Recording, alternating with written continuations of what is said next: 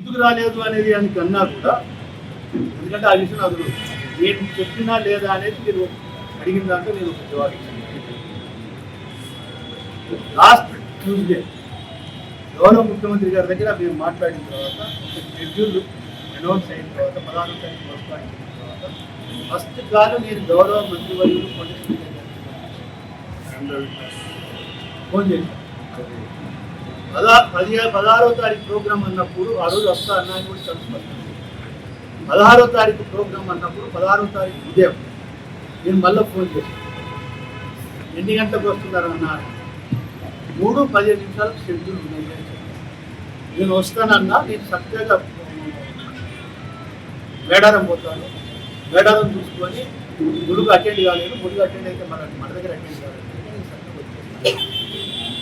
అట్లనే madam minister గారు నేను కుక్మేశ్వర స్వామి టెంపుల్కు కూడా గౌరవ ముఖ్యమంత్రి గారు ఎస్డిఎఫ్ కింద స్పెసిఫిక్గా చెప్తున్నారు. ఎస్డిఎఫ్ కింద 5 కోట్లు ఇచ్చింది. మీరు వస్తే ఇద్దరం కలిసి టెంపుల్లో పోదాం, వాళ్ళ కుక్మేశ్వర స్వామి దర్శనం తీసుకొని పోదాం. ఈ మాటల వల్ల నేను అన్నయ్య లేదా అనేది మీరు కన్ఫర్మ్. దీంట్లో ఉన్నా నేను అనలేదు అని అంటే I could show my record. నా దగ్గర వాళ్ళు ఫోన్ చేసి రికార్డ్ డేటాలో ఉంటుంది కదా, నేను చూపిస్తాను. అంతే నేను కూడా చూపించాను. నా గురించి 94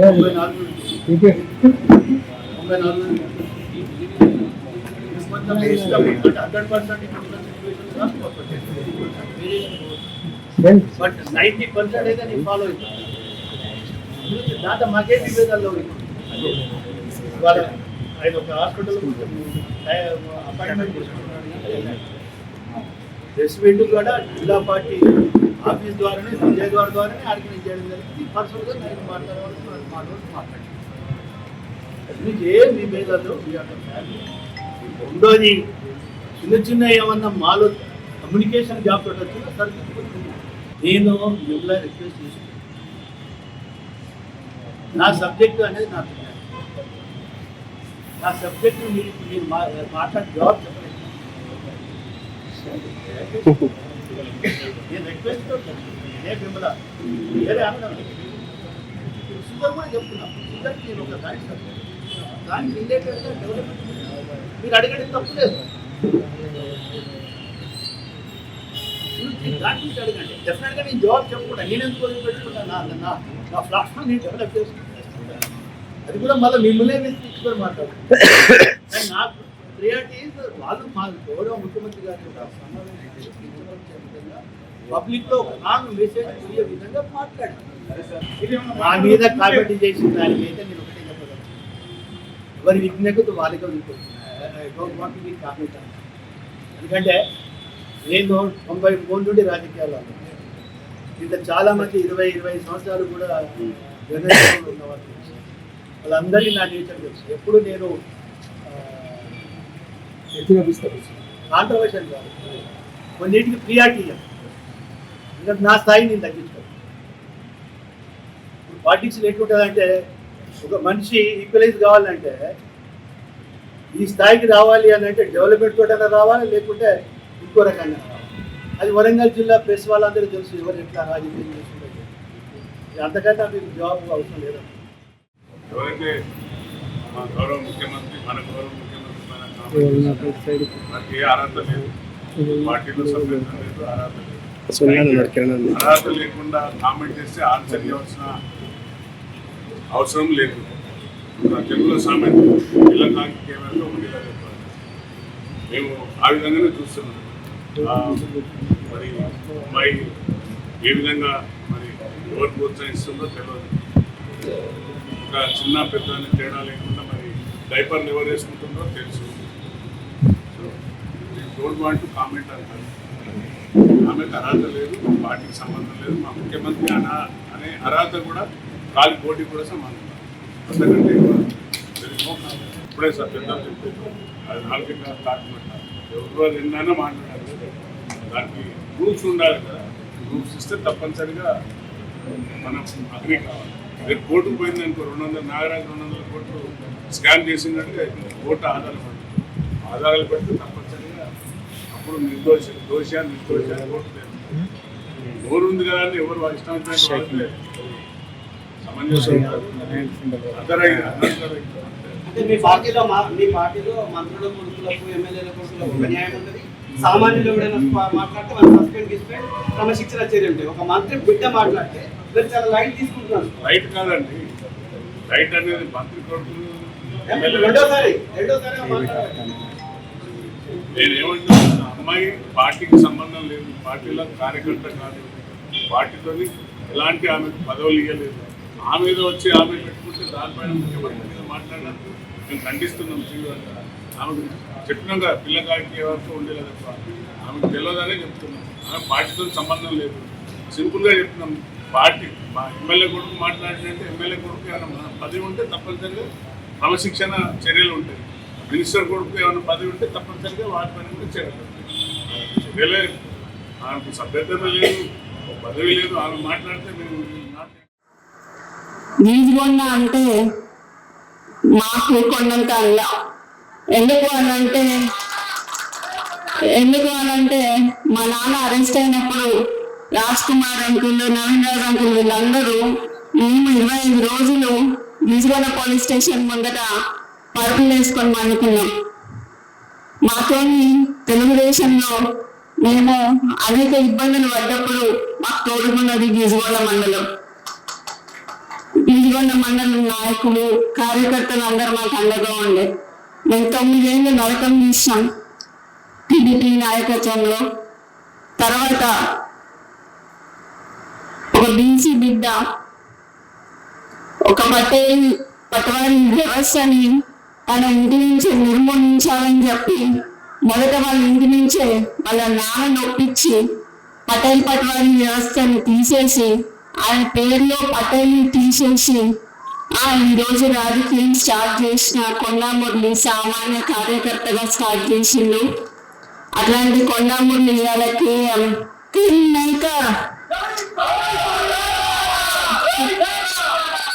ప్రతి నియోజకవర్గంలో కొండా అభిమానులు ఉన్నారు అని చెప్పడానికి అతిశయోక్తి కాదు. కంపల్సరీగా కొండా యువసేన అనేది ప్రతి నియోజకవర్గంలో ఉన్నది. కానీ ఈరోజు రేవంత్ రెడ్డి గారిని నేను కొన్ని ప్రశ్నలు వేయదలుచుకున్నాను. దాంట్లో భాగంగా మీరు మొదట పిసిసి కావాలని కోరుకున్నది కొండా సురేఖ, కొండా మురళీధరరావు గారు. ఆ రోజు వారు మాట్లాడుతూ కొండా మురళీ గారి ఆదేశాల మేరకి కొండా సురేఖ గారు పిసిసి రేవంత్ రెడ్డి గారిని ప్రపోజ్ చేయడం జరిగింది. తర్వాత ఢిల్లీ స్థాయిలో కూడా ఆమె ప్రపోజ్ చేయడం జరిగింది. ఆ రోజు నువ్వు పిసిసి అయినాక ఫస్ట్ మొట్టమొదటిగా మా ఇంటికే వచ్చారు. వచ్చి నువ్వు అన్న మాట ఏంటంటే మా నాన్నతో కొండా మురళి గారితో అన్న 38 సీట్లు వచ్చినా 36 సీట్లు వచ్చినా నీకు ఎమ్మెల్సీ ఇస్తానన్నా. అన్నవా లేదా అనేది మా కోటగాని మైసమ్మ దగ్గరికి రా, ఎల్లమ్మ దగ్గరికి రా, శక్తివంతమైన దేవత ఆడని అందరూ నువ్వు ప్రమాణం చేయి, అప్పుడు నేను చెప్తా. ఒక బీసీ బిడ్డకి, ఒక క్రౌడ్ పుల్లర్కి ఎందుకు ఎమ్మెల్సీ ఇవ్వలేదు, ఎందుకు పదవి ఇవ్వలేదు అని నేను అడుగుతున్నా. ఈరోజు నిన్నొచ్చి నెక్స్ట్ ఎలక్షన్ గురించి మాట్లాడినావు కదా, 2 ఎలక్షన్ల తర్వాత రేవంత్ ప్రకాష్ రెడ్డిని గెలిపించాలని చెప్పినావు. రేవంత్ ప్రకాష్ రెడ్డి అంటే పరకాలకి తెలియదు, పరకాలంటే రేవంత్ ప్రకాష్ రెడ్డికి తెలియదు ఎలక్షన్ల ముందట. అవునా కాదా? ఎవరొచ్చిండు? కొండా మురళి వచ్చి తిరిగితే రేవంత్ ప్రకాష్ రెడ్డి గెలిచిండు. ఈరోజు 4-5 నియోజకవర్గాలలో తిరిగి ఆ రోజు గెలిపించుకున్న వ్యక్తి, నువ్వు కార్లో కూర్చోబెట్టుకొని తిరిగిన వ్యక్తి ఈరోజు ఎందుకు గుర్తొస్తలేదు నీకు? అంటే ముఖ్యమంత్రి అయితే కళ్ళు నెత్తికెక్కినాయా అని అడుగుతానా నేను. నాకు భయం లేదు. ఇవాళ పోతే రేపు 2 నాకు. ఎందుకు అని అంటే నా బిడ్డ, నా కొడుకు ఎవరైనా చూసుకుంటారు వాళ్ళని. నేను ప్రజల కోసం పనిచేసేదాన్ని, ప్రజల మధ్యలో ఉండేదాన్ని. ఈరోజు మా నాన్న నాకు అట్లే పెంచిండు, నేను భయం లేకుండా పెంచిండు. నేనెవరికి భయపడను, చావుకి భయపడను. కానీ ఈరోజు చాలా ఈ 2 ఏళ్ళ ఎవరికి ఎన్నికయ్యా, ఇవాళ రాజీనామా చేయమని చెప్పు, ఇవాళ రాజీనామా చేసి ఎలక్షన్లకు రా. నా ఇల్లు ఇక్కడ మంచినీళ్ళు ఉన్నది, 3 అంతస్తుల బిల్డింగ్ నీకు ఇస్తా, వచ్చి అక్కడనే ఉండి రేవంత్ ప్రకాష్ రెడ్డికి నువ్వు వచ్చి కాంగ్రెసింగ్ చేయి. రేవంత్ ప్రకాష్ రెడ్డి గెలుస్తాడా, లేకపోతే కొన్న కుటుంబంలో ఎవరి నుంచి ఇంత గెలుస్తారు? ఈ రోజు నేను అదే అడగదలుచుకున్నా. నీతో పాటు ఒక పొంగు ఉన్నది, ఆ పొంగు ఎక్కువసేపు పొంగదయ్యా పోతుంది. మరి నువ్వు ముఖ్యమంత్రివా ఆయన ముఖ్యమంత్రి కూడా తెలుస్తలేదు. ఇక్కడ మొన్న హైదరాబాద్ లో ఇందిరమ్మ ఇల్లు ఇచ్చేటప్పుడు హైదరాబాద్ లో ఆయన పొంగు పోస్టర్లు వేసుకున్నారు. మరి అక్కడనే హైదరాబాద్ ఇన్ఛార్జ్ అయిన పొన్నం ప్రభాకర్ గారి ఫోటో వేయలేదు. అంటే బీసీలన్నీ అంత చిన్నకన్నా మీకు అని నేను అడగదలుచుకున్నా. దయాసాగర్ రావు గారిని కానీ షబీర్ అలీ గారిని కానీ అప్పుడు కార్లు ఎక్కించుకొని చెప్పినావు, ఇవాళ ఎట్లేసి వాళ్ళకి అపాయింట్మెంట్ అన్న ఇస్తున్నావా నువ్వు అని అడుగుతున్నా నేను. ఈ సందర్భంగా నేను గుర్తు చేయాల్సింది ఏంటంటే, నిన్ను కూడా కొడంగల్లో ఒకసారి ప్రజలు ఓడగొట్టిండ్రు. అట్లాంటిది నేను 10 ఏళ్ళు ముఖ్యమంత్రి ఉంటా అని చెప్పుకున్నావు. రాజశేఖర రెడ్డి గారు లాంటి వాళ్ళు కూడా చెప్పుకోలేదు అట్లా. నీకు కాంగ్రెస్ సంస్కృతి అనేది ఇంకా ఎక్కలేదు అని చెప్పి నీకు చెప్తున్నా. ఈ రోజు నేను ఒకటే అడుగుతున్నా నిన్ను, ఎందుకు నీకు టీడీపీ సభ్యులంటే అంత ప్రేమ, ఎందుకు మా కాంగ్రెస్ సభ్యులని సవత్తని ప్రేమతో చూస్తున్నామని చెప్పి నేను అడగదలుచుకున్నా. ఈరోజు 21 ఏళ్ళకే ఎమ్మెల్యే చేయాలి అని చెప్పి నేను అడుగుతా అని చెప్పి నువ్వు అన్నావు. మరి ఇప్పుడు డైపర్లు వేసుకొని ఇప్పుడే తిరుగుతలేడు ఆయన. నువ్వు నెక్స్ట్ 2 ఏళ్ళకి మళ్ళీ సీట్ ఇస్తానంటే ఏమి, ఎక్కడి నుంచి ఎక్కడికి పోతున్నామని అడుగుతున్నాను. ఇవాళ నువ్వు ఒకసారి ఒక మాట మాట్లాడుతావు, ఒకసారి ఒక మాట మాట్లాడుతావు. నువ్వు కొన్న మురళికి ఎందుకు రాజకీయంగా ఆయనను తొక్కదలుచుకున్నావు, బీసీలను తొక్కదలుచుకున్నావా? సరే, నేను అనుకున్నా లాస్ట్ టైం మాట్లాడినట్టు రెడ్ల కాంగ్రెస్ అనుకున్నా. అక్కడేమో సంగారెడ్డికి పోయినప్పుడు నిన్న అక్కడ జగ్గారెడ్డి గారికి ఏమో అధిష్టానం చెప్తుంది అని చెప్పిండు. ఇక్కడికి వచ్చేమో రేవంత్ ప్రకాష్ రెడ్డి టికెట్ ఆయన ఇచ్చినట్టు చెప్తాను. ఇక మన 119 నియోజకవర్గాలకు కూడా నువ్వే ఇయరాలు అయిపోతుంది. ఏదైనా కాంగ్రెస్ లా గుర్తుపెట్టుకో, రేవంత్ రెడ్డి అధిష్టానం నిర్ణయిస్తారు తప్పితే ఇక్కడ సీల్డ్ కవర్ సీఎం ఉంటారు తప్పితే, సీఎం అనేది కుర్చీని కాపాడుకోవాలనంటే కొంచెం నిబద్ధత ఉండాలి. ఎవరినైనా కార్యకర్తలని లీడర్లని కాపాడుకోవాలి. కొండమూరి లాంటి లీడర్ని కాపాడుకోకుండా ఈ రోజు చాలా పెద్ద తప్పు చేస్తున్నావు అని చెప్పి నేను చెప్తున్నాను నీకు. ఈరోజు మంత్రులకి ఇప్పుడు మా దగ్గరికే చాలా మంది బీసీ ఎమ్మెల్యేలు వచ్చినారు, మీరు అపాయింట్మెంట్ ఇవ్వట్లేదు అని చెప్పి. కొత్త ఎమ్మెల్యేలకి రిప్రజెంటేషన్స్ ఎక్కడ ఇవ్వాలో కూడా తెలియట్లేదు. మంత్రులు ఏమైనా సంతకాలు అవుతున్నాయి అంటే అవి అవ్వట్లేదు. మీరేం చేస్తున్నారు? సరే, ఇప్పుడు వేణునరేందర్ రెడ్డికి సలహాదారుడిగా మీరు ఇచ్చారు కదా. నేను అడగదలుచుకున్నది ఒకటే ఏంటంటే, మరి 3 ఏళ్లలో వేణునరేందర్ రెడ్డి ఏం సలహా ఇచ్చిందో నీకు, నువ్వేం సలహా పాటించి ఏం చేసినావు ప్రజలకు చెప్పాలి. నువ్వు అంచిన సలహా ఏంటిది? నీ తమ్ముడు ఒక షెల్ కంపెనీ పెడితే 200 కోట్ల ఆస్తి ఉన్న ల్యాండ్, గవర్నమెంట్ ల్యాండ్ నువ్వు దారాదత్తం చేస్తావు నీ తమ్ముడికి. ఇట్లా నీ తమ్ముళ్ళు నువ్వు రాష్ట్రం మీద పై తింటాం తప్పితే ఇంకేం చేయలేదు.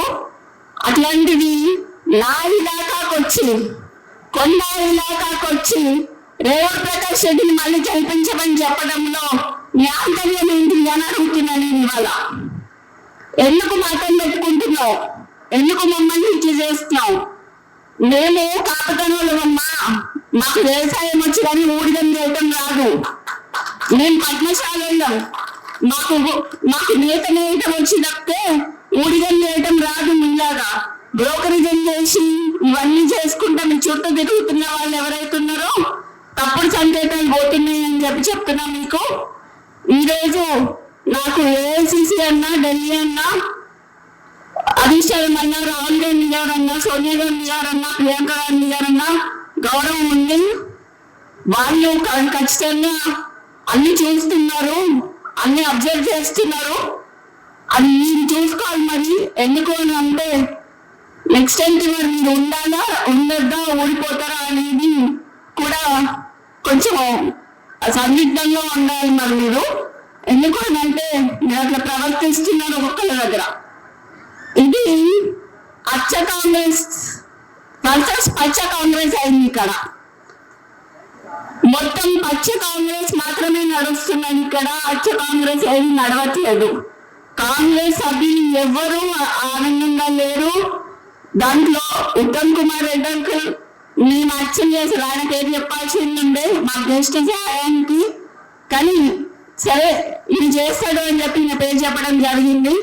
కానీ ఈరోజు మురళీ గారిని మోసం చేయటం అనేది అది చాలా తప్పుకి నేను భావిస్తున్నాను. ఈరోజు నేను అందరి సమక్షంలో చెప్తున్నాను, అయ్యా రేవంత్ రెడ్డి, నువ్వు కానీ, రేవూర్ ప్రకాష్ రెడ్డి కానీ, వాళ్ళ తాత కానీ, వాళ్ళ అయ్య కానీ, ఎవరైనా కానీ నేనే ఇక్కడ ఎమ్మెల్యేని, ఖచ్చితంగా నేను నిల్చుంటా, నేనే గెలుస్తా. అర్థమైందా? ఈ సందర్భంగా నేను మీకు ఇక్కడి నుంచే చెప్తున్నా, నువ్వు ఇప్పుడు రాజీనామా చేయమని చెప్పు. ఇప్పుడు ఇద్దరం నిల్చున్నాము, ఎవరు గెలుస్తారో చూద్దాము. నువ్వు వచ్చి కన్వర్సింగ్ చేయి, నువ్వు వచ్చి కన్వర్సింగ్ చేయి రేవూర్ ప్రకాష్ రెడ్డికి. నేను ఇండిపెండెంట్ అయినా నిల్చుంటా. ఒకవేళ కాంగ్రెస్ పార్టీ టికెట్ ఇవ్వకపోతే ఎట్లయినా కూడా నేను గెలుస్తా అని చెప్తున్నా. ఈసారి పర్కాల ఎమ్మెల్యేగా నేను పోటీ చేస్తానని ఈ సందర్భంగా ఈ స్టేజ్ నుంచి నేను మీకు అందరికీ చెప్తున్నా. ఇది గతంలో చెప్పినా, కానీ ఇవాళ నేను ఎందుకు చెప్తున్నా అంటే 2 ఏళ్ల కాలం గెలిపేయమని చెప్పి అసందర్భంగా మాట్లాడిండు కాబట్టి, అనవసరంగా నన్ను రెచ్చగొట్టింది కాబట్టి నేను ఇవాళ రావాల్సి వచ్చింది, ఇంత మాట్లాడాల్సి వచ్చింది. నీ ఇంకా బయటికి తీయాల్సిన చాలా ఉంటాయి. నువ్వు ఇంటెలిజెన్స్ రిపోర్ట్స్ తెప్పించుకొని ఇవాళ అందరు మా లీడర్లు అందరు ఇళ్ళ దగ్గర పోలీసు వాళ్ళని పెట్టావు. నువ్వు ఇంటెలిజెన్స్ రిపోర్ట్ తెప్పించుకొని కొండమురళి మంచోడు కాబట్టి ఇప్పటి వరకు బయట మాట్లాడలేదు, కొండా సురేఖ మంచిది కాబట్టి మాట్లాడలేదు. చిట్టకట్ల కాదు, ఏదన్నా చెప్పేస్తుంది కాబట్టి నేను చెప్పినట్టు కదా. మా నాన్న, మా అమ్మ, బాబాలు వేరుండొచ్చు, నా బాబాలు వేరుండొచ్చు, కానీ అందరం కలిపి ఒకటే కాటి కిందికి వచ్చేది ఎక్కడ అంటే ప్రజాసేవ దగ్గర. ప్రజలకు సేవ చేసుకోవాలనేది మా ముగ్గురులో ఉంది కాబట్టి, ఆ రక్తం నాలోనూ ప్రవహిస్తుంది కాబట్టి ఈసారి ఎమ్మెల్యేగా గెలిచి ఇప్పుడు కాదు ఇంకొక 20 ఏళ్ళు నేనే ఎమ్మెల్యేగా ఉంటా అని చెప్పి చెప్తున్నాను. అట్లా నేను చూసుకుంటా పరకాల ప్రాంత ప్రజలని కంటికి రెప్పలాగా నేను కాపాడుకుంటా. ఈరోజు ఎవరికి కష్టం వచ్చినా నా ఇంటి తలుపు తట్టొచ్చు. నేను త్వరలో పరకాల్లో ఇల్లు పట్టుకుంటున్నా, అక్కడ ఉంటా. వచ్చినప్పుడు ఖచ్చితంగా అందరినీ కలుస్తా. కలిసి వెంటనే ఎలక్షన్లకు పోదాం మనం. ఈ లోపల మరి ఆయనకి కొంచెం ఆరోగ్యం బాగాలేదు కదా, మరి ఎట్లుంటే చూద్దాం. మరి అప్పటి వరకు ఎలక్షన్ వరకు సో అది ఇప్పుడు నేను కొంచెం అది చెప్తే అది బాగోదేమో కానీ, సో ఇప్పుడు డైపర్లు వేసుకున్న వాళ్ళకి వీళ్ళకి మాత్రం ఇస్తాను అంటున్నాడు కదా, అది మాత్రం కొంచెం తప్పని చెప్పి చెప్తున్నా. ఆయన ఇప్పటికే నడవలేకపోతున్నాడు, తిరగలేకపోతున్నాడు. ఈవెన్ మరి వద్దుకి 8 ఏళ్ళు వచ్చినానికి ఇస్తా అని చెప్పి అంటుంటే హాస్యాస్పదంగా అనిపించి మరి ఈరోజు రావడం జరిగింది. ఈరోజు నీ తమ్ముళ్ళు ఒక 200 కోట్లు ఒకటే చెప్పిన, ఒకవేళ ఎవరినైనా నాకు కౌంటర్ ఇచ్చింది అనుకోండి, మిగతా అన్ని కూడా బయటికి తీయాల్సి వస్తుంది. సో ఎవరు కౌంటర్ ఇచ్చినా బయటికి తీసి సీతా గాయకర్ గారికి కూడా పదవి ఇచ్చినావు నువ్వు. సీతా గాయకర్ గారు ఏం చేసింది ఆ పార్టీకి? అసలు ఎక్కడ పార్టీ ఆమె ఎక్కడి నుంచి వచ్చింది? ఆమె చైర్మన్ పోస్ట్ ఇచ్చినావు నువ్వు. కొన్నాళ్ళకి ఎందుకు ఇవ్వలేదు అని అడుగుతానా నేను. మీరందరూ అడగాలి. ఏమంటారమ్మా? ఇవ్వాలి ప్రెస్ వాళ్ళందరికీ మీ అందరికీ చెప్తున్నాను సార్, మీరు దయచేసి కొంచెం ఈ విషయాన్ని సీరియస్ గా తీసుకోదలుచుకోవాలి అని చెప్పి అందరికీ నేను హృదయపూర్వకంగా మీకు చెప్తున్నాను. ఎందుకు అనంటే ఒక బీసీ నాయకుడిని మీరు చేయబట్టి ఈరోజు ఈ స్థాయి వరకు వచ్చినాడు ఆయన. ఎందుకంటే మీరు పాత్రికేయ మిత్రులు చాలా మంది హెల్ప్ చేసినారు ఆయనకి, ఆయన కష్టకాలంలో ఉన్నప్పుడు. ఈసారి కూడా ఖచ్చితంగా పచ్చ కాంగ్రెస్ అనేది మీరు ఖచ్చితంగా బయట పెట్టాలని చెప్పి నేను సవినయంగా కోరుకుంటున్నాను. ఈ రోజు ఇక్కడికి వచ్చిన అందరికీ నా హృదయపూర్వక నమస్కారాలు మరియు పాదాభివందనాలు. నేను చెప్పిన దీనికి కౌంటర్ ఇస్తే మాత్రం నేను ప్రెస్ క్లబ్ లో కూర్చొని ప్రెస్ నోట్ రిలీజ్ చేసి మొత్తం ఉన్నాయన్నీ బయట పెట్టాల్సి వస్తుంది. సో అందుకని చెప్పి ఇక్కడితో ముగిస్తున్నా. Thank you so much.